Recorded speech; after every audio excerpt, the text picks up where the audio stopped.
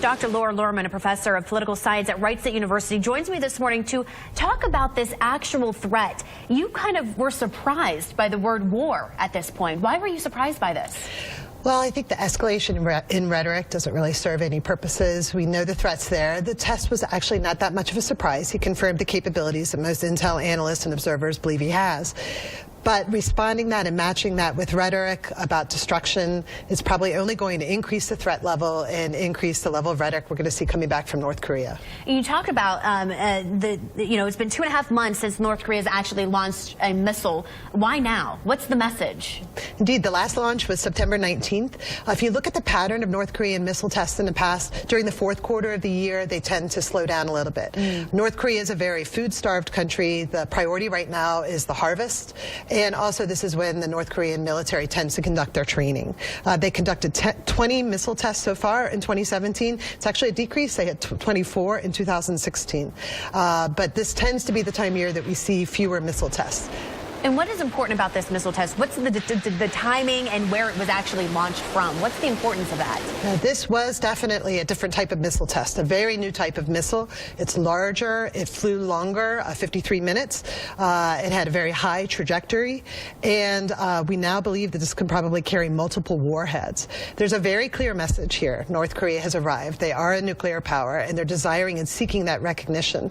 And that is the message that was received with this launch. You talk about Kim Jong Un. They've arrived. They are now a nuclear power.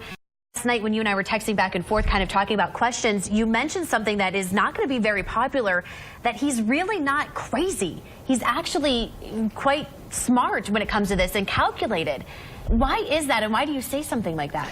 It's a very hard truth that I think we have to accept at this point. He's ruthless, he's morally reprehensible, he's cruel, but he is a rational actor. He now can demonstrate the ability to strike back if he were attacked. And that puts it all in a very different ballgame. In international relations, we talk about mutually assured destruction. He knows now if he launches, that the United States can launch and destroy him. And that's why I say that this makes him more of a rational actor. This is why countries pursue nuclear weapons. Before, when he didn't have that deterrent, he believed the United States could attack him. Now he knows that he's got this credible threat that he can demonstrate and is demonstrating. We expect more tests. We expect this to probably increase in the future. It's important to remember, Seoul is hosting the Winter Olympic Games in February.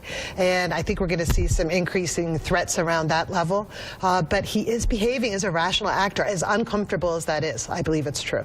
With the Winter Games there, though, could there be a pullout of Seoul, or do you think that there would, if he does kind of amp up all of those things, is that something that could happen, or do you think that they're going to continue forward?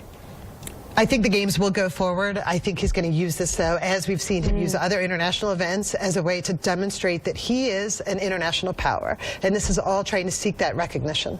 Okay. Dr. Laura Lerman, thank you so much, from Wright State University, political science professor. We really appreciate you being here. You definitely gave us a new perspective. Was not at all thinking about any of those things. So thank you so much. We appreciate it. Thank you.